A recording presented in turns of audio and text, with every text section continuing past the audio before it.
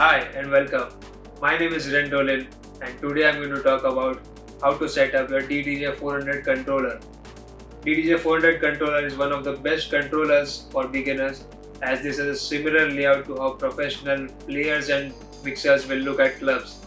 When you perform on 2000 Nexus CDJs and DJM mixers, you might find a similar layout to how DDJ 400 looks. Let's take a quick look on how to set it up.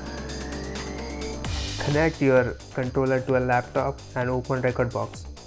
Now plug in left and right input cables to connect with an external speaker.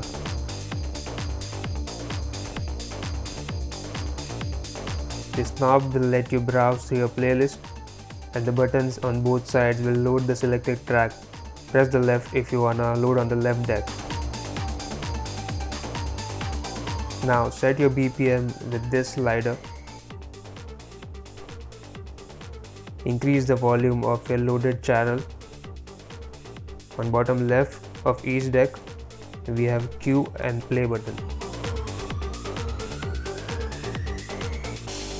For EQing, we have the lows, which contains the kick and bass sounds. We have the mid frequencies, and at the top we have high frequencies.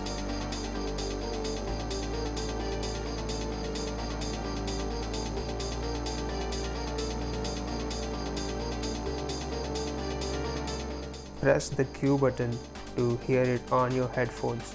To use the effects, select the channel you want it on, press to turn it on, and choose the amount of effects you want. You can select the type of effect on your record box. That's it for this video.